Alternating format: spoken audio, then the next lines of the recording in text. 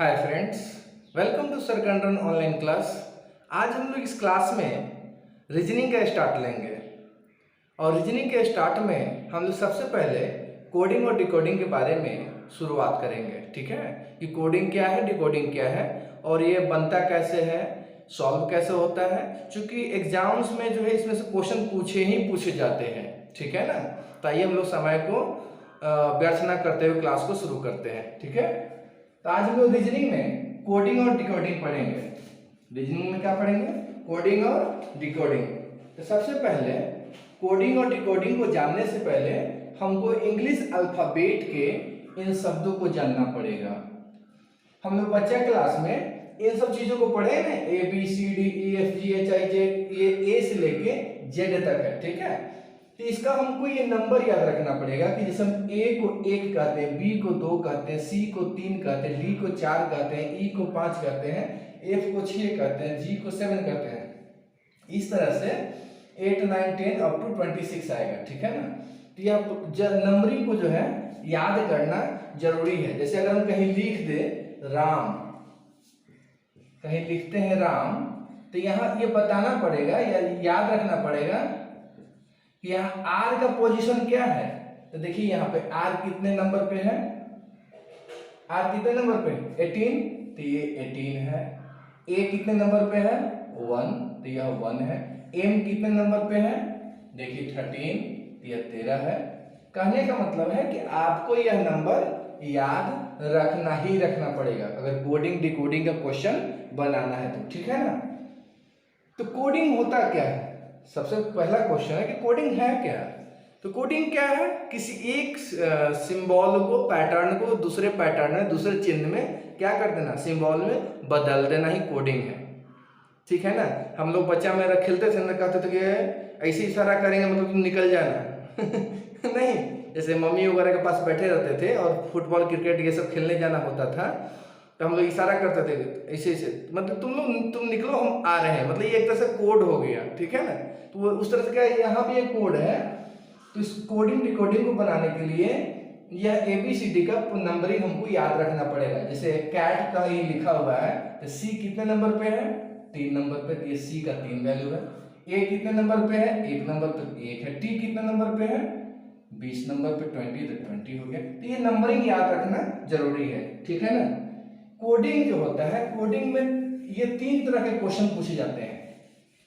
Coding में जो question होते हैं वो 3 तरह से पूछे जाते हैं। कोडिंग में क्वेश्चन कितने तरह से पूछे जाते हैं, 3 तरह से। पहला तरह है अक्षर कोडिंग। अक्षर कोडिंग कैसे होता है हम समझा रहे हैं आपको। तो कोडिंग में क्वेश्चन 3 तरह से पूछे जाते हैं। पहला है अक्षर कोडिंग, दूसरा है संख्या कोडिंग, संख्या कोडिंग, तीसरा है मिश्रित कोडिंग। मिश्रित कोडिंग मतलब क्वेश्चन जो है इस 3 ढंग के जो है कोडिंग डिकोडिंग में क्वेश्चन पूछे जाते हैं। पहला है अक्षर कोडिंग, दूसरा है संख्या कोडिंग, तीसरा है मिश्रित कोडिंग। ठीक है ना, तो आइए हम लोग बारी बारी से इसको समझने की कोशिश करते हैं। ठीक है, तो सबसे पहले हम लोग अक्षर कोडिंग को जानने का कोशिश करते हैं कि अक्षर कोडिंग है क्या, इसमें बनता कैसे है। ठीक है ना, देखिए तो अक्षर कोडिंग में क्या होता है कि इसमें 7 तरह से क्वेश्चन पूछे जाते हैं। अक्षर कोडिंग में 7 तरह से क्वेश्चन क्या होते हैं, पूछे जाते हैं। अक्षर कोडिंग में 7 तरह से क्वेश्चन पूछे जाते हैं। पहला है फॉरवर्ड पैटर्न। पहला है फॉरवर्ड पैटर्न। ये क्या है हम आपको समझा रहे हैं, पैटर्न, फॉरवर्ड पैटर्न। दूसरा है रिवर्स पैटर्न। रिवर्स, एक है फॉरवर्ड पैटर्न, दूसरा है रिवर्स पैटर्न, तीसरा है क्रॉस पैटर्न। तीसरा क्या है, क्रॉस पैटर्न। चौथा क्या है, पोजीशन पैटर्न। देखिए इसके नाम, इसके काम के अनुसार इसका नाम रख दिया गया है, पोजीशन पैटर्न। 5वां है विपरीत अक्षर पैटर्न। विपरीत अक्षर पैटर्न। छठा है जिसको हम लोग एफ कहेंगे, छठा है कॉमन पैटर्न। Common pattern. सातवां है इलॉजिकल। इलॉजिकल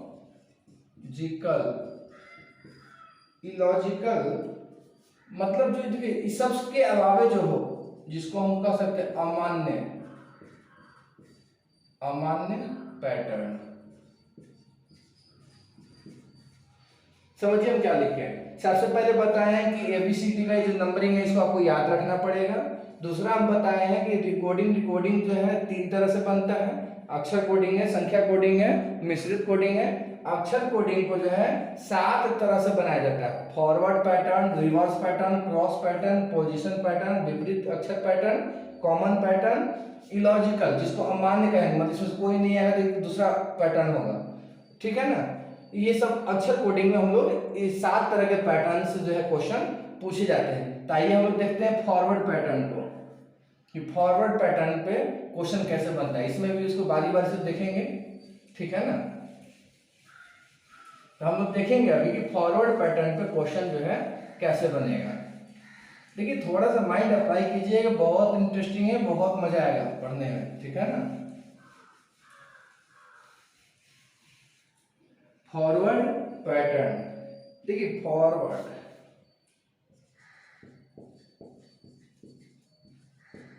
फॉरवर्ड पैटर्न ये बनेगा कैसे। तो देखिए इसमें क्या होता है कि फॉरवर्ड पैटर्न का खासियत क्या है। जैसे मान लीजिए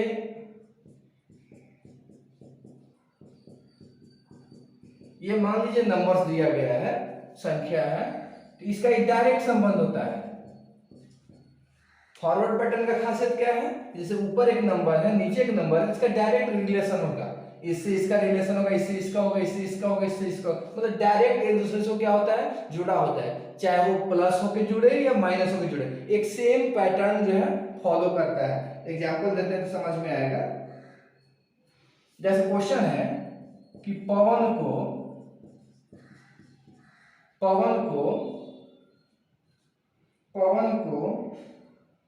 QBXBO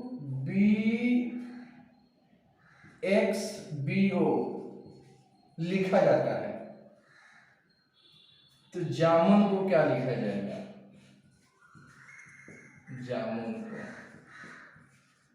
देखिए समझिए, कह रहा है कि क्वेश्चन दिया था कि पवन को QBXBO लिखा जाता है, पवन को QBXBO लिखा जाता है, तो बताना है कि जामुन को क्या लिखा जाएगा। तो हम वो क्या कर रहे हैं कि फॉरवर्ड पैटर्न में क्या होता है कि डायरेक्ट रिलेशन है, मतलब P और Q का कोई रिलेशन होगा, A और B का Q रिलेशन होगा, W और X का होगा, A और B का, N और M का। तो यहां देखिए P, तो P कितने नंबर पे है, 16 नंबर पे है। P कितने नंबर पे है, 16 नंबर पे है। A कितने नंबर पे है, 1 नंबर पे है। W कितने नंबर पे है, 23 नंबर पे है। A कितने नंबर पे, 1 नंबर पे। N कितने नंबर पे, 14 नंबर पे है। Q कितने नंबर पे है, 17 पे है। B कितने पे है, 2 पे है। X कितने पे है, 24 पे है। B कितने पे, 2 पे। O कितने पे है, 15 पे है। अब देखिए यहाँ 16 है तो यहाँ 17 हो रहा है, यहाँ 1 है तो यहाँ 2 हो रहा है, यहाँ 23 है तो यहाँ 24 हो रहा है, यहाँ 1 है तो यहाँ 2 हो रहा है, यहाँ 14 है तो यहाँ 15 हो रहा है। क्या देख रहे हैं कि ऊपर वाला जो नंबर था उससे एक एक नंबर जो प्रत्येक जैसे बढ़ रहा है, 16, 17, 1, 2, ठीक है ना। तो उसी तरह से हम यहां कर देंगे। जे कितना है, 10 नंबर है, जे कितना है हमारा, 10 है, तो इसमें भी हम एक जोड़ेंगे ना, 11 वाला नंबर क्या आएगा, के आएगा। ए 1 नंबर पे है तो इसमें एक जोड़ेंगे तो कितना आएगा, 2, मतलब बी आएगा। एम 13 नंबर पे है, 13 पे है ना, इसमें एक जोड़ेंगे तो क्या आएगा, 14 आएगा, तो एन हो जाएगा। यू 21 नंबर पे है, इसमें एक जोड़ेंगे तो वी हो जाएगा, 22। एन 14 नंबर पे है, इसमें एक जोड़ेंगे तो 15 ओ। मतलब आपका आंसर यही हो गया। तो फॉरवर्ड पैटर्न में क्या होता है कि डायरेक्ट वो नंबर एक दूसरे से क्या होता है, जुड़ा होता है, लिंक होता है, ठीक है ना, समझ में आ रहा है। चलिए एक और एग्जांपल देखते हैं तो अच्छे से समझ में आएगा।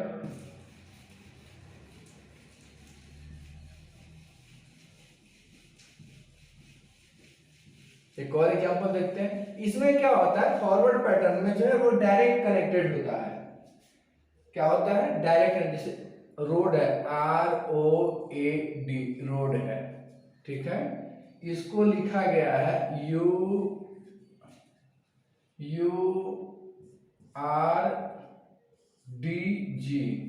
रोड को ये लिखा गया है। तो हमको बताना है कि SWAN, स्वान को क्या लिखा जाएगा। रोड को ऐसे लिखा गया है, तो स्वान को कैसे लिखा जाएगा। तो देखिए जब भी इस तरह का क्वेश्चन हो तो पहले इसका नंबरिंग कीजिए। R 18 है, O 15 है, A 1 है, D आपका 4 है, U आपका 21 है, R आपका 18 है, D आपका 4 है, G आपका 7 है। देखिए नंबरिंग याद रखना पड़ेगा। अब इसका रिलेशन देखते हैं। हम आपको क्या बताएंगे, फॉरवर्ड पैटर्न में डायरेक्ट रिलेटेड होता है। फॉरवर्ड पैटर्न में क्या होता है, डायरेक्ट रिलेटेड होता है। तो देखिए यहाँ 18 है, यहाँ 21 हो गया, कितना बढ़ गया, 3 प्लस 3 हो रहा है, 15 है, 18 हो गया, 1 है, 4 हो गया, 4 है, 7 हो गया, मतलब सब में जो है प्लस 3 बढ़ रहा है। इसका मतलब है कि इसका हम नंबरिंग कर देते हैं, 19 है, 23 है, 1 है, 14 है, इसमें भी प्लस 3 करेंगे तो 19 में 3 जोड़ेंगे कितना होगा भाई, 22, 23 में 3 जोड़ेंगे 26, 1 में 3 जोड़ेंगे 4, 14 में 3 जोड़ेंगे 17। अब नंबरिंग देखिए, 22 में क्या आता है, V आता है, 26 में क्या आता है, Z आता है, 4 पे क्या आता है, D आता है, 17 पे क्या है भाई, Q आता है। मतलब आपका यही जो है ना VZDQ आपका आंसर हो गया। तो फॉरवर्ड पैटर्न में क्या होता है कि प्रत्येक टर्म एक दूसरे से एक सेम पैटर्न पे या तो प्लस होगा नहीं तो माइनस होगा। जैसे यहाँ पे प्लस हो रहा है 18 पे, जब भी इस तरह का क्वेश्चन हो तो पहले उसका नंबरिंग कर दीजिए, R कितना है, O कितना है, A कितना है, D कितना है, तब उसका आपको रिलेशन निकालने में इजी होगा।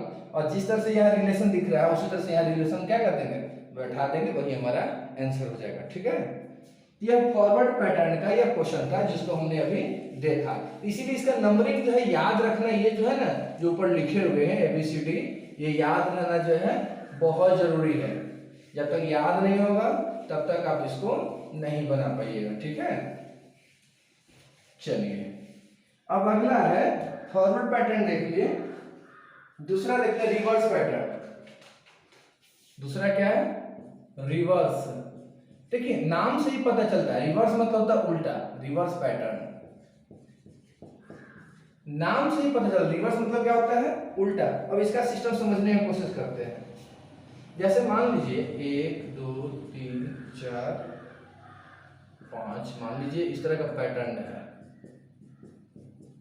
इस तरह का रिलेशन है। तो देखिए रिवर्स पैटर्न का मतलब है कि इसका शुरुआत इसका लास्ट हो जाएगा, इसका लास्ट इसका फर्स्ट हो जाएगा, इसका ये सेकंड इसके सेकंड, इसका सेकंड ये सेंटर सेंटर हो जाएगा।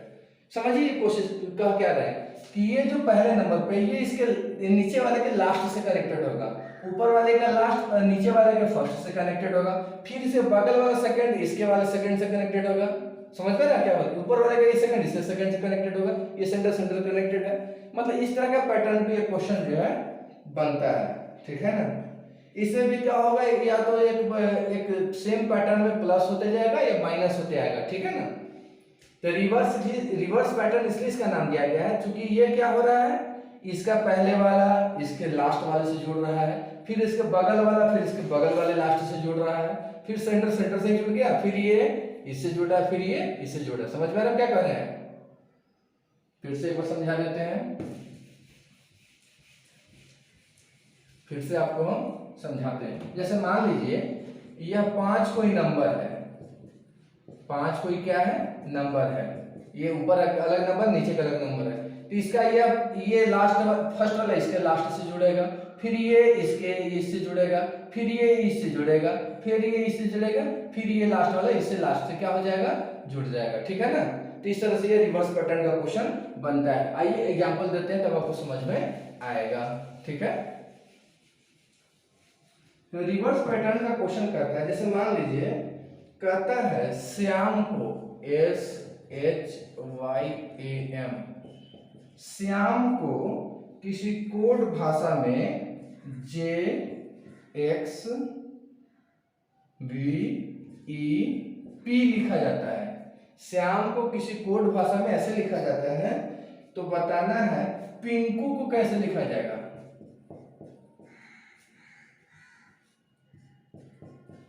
पिंकू को कैसे लिखा जाएगा, समझिए। तो सबसे पहले इसका नंबरिंग कीजिए। S 19 होता है, H 8 होता है, Y 25 होता है, A 1 होता है, M 13 होता है, J 10 होता है, X 24 होता है, V 22 होता है, E 5 होता है, P 16 होता है। देखिए बोल बोल के लिखिएगा, तभी आपको जो है याद रहेगा, समझ में आएगा। ठीक है ना। अब आइए रिलेशन देखते हैं। तो इसमें क्या है, इसका शुरू वाला इसके लास्ट से कनेक्टेड होगा।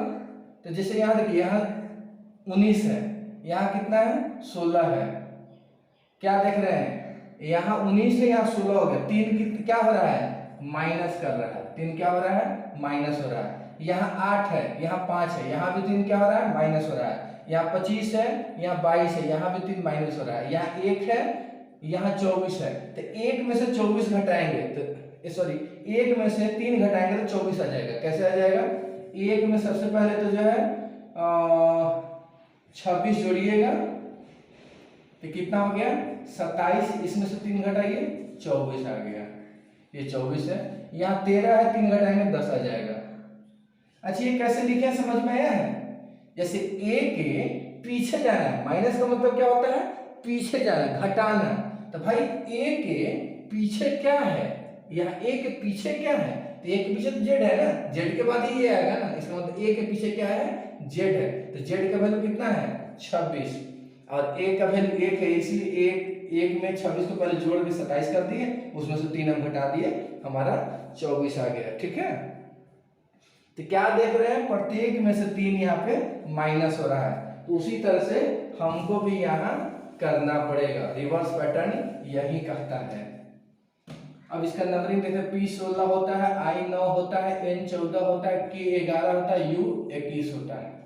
अब देखिए 16 में से 3 घटाएंगे, कितना आएगा भाई, 13। 9 में से 3 घटाएंगे, 6। 14 में से 3 घटाएंगे, 11। 11 में से 3 घटाएंगे, 8। 21 में से 3 घटाएंगे, 18। यही है ना। अब इसी का वैल्यू पुट कर दीजिए। 18 किसके लिए है, R के लिए है। 8 किसके लिए है, H के लिए है। 11 किसके लिए है, K के लिए है। 6 किसके लिए है, F के लिए है। 13 किसके लिए है, 13 किसके लिए है, M के लिए है। इसका मतलब है कि यही R H K F M, यही हमारा क्या हो गया, आंसर हो गया। यही हमारा क्या हो गया, आंसर हो गया। तो रिवर्स पैटर्न में कैसे करना है, इसका फर्स्ट, इसका शुरुआत, इसका लास्ट, फिर इसके बगल वाला, इसके बगल वाला, फिर ये, फिर ये, फिर ये। यही पैटर्न है, वही हम भी यहाँ किए हैं। P 16 था तो 13 कर दिए, 9 था तो 6 कर दिए, 14 है तो 11 कर दिए, 11 है तो 8 कर दिए, 21 है तो 18 कर दिए। मतलब 3 माइनस यहाँ भी हो गया, ये हमारा आंसर हो गया। ठीक है ना। ये रिवर्स पैटर्न का क्वेश्चन है, बहुत इंटरेस्टिंग है, मजा आएगा बनाने में। ठीक है। इस सबको बनाने के लिए सबसे पहले जो है ना, आपको जो है ये इंग्लिश अल्फाबेट का वैल्यू वगैरह जो है याद रखना पड़ेगा। क्या करना पड़ेगा, इंग्लिश अल्फाबेट का ये सब वैल्यू क्या करना पड़ेगा, आपको याद रखना पड़ेगा। ठीक है। चलिए, तो रिवर्स पैटर्न हम लोग देखे हैं, देखे ना। चलिए, तो आज हम लोग इस क्लास में जो है यही 2 पैटर्न रखते हैं। तो हम लोग तो फॉरवर्ड पैटर्न देखे हैं, रिवर्स पैटर्न देखे हैं। हम लोग कमिंग वीडियो में जो है ये अक्षर कोडिंग के रिमेनिंग पैटर्न के बारे में समझने का, जानने का कोशिश करेंगे। तो आज के लिए इतना ही। Thank you.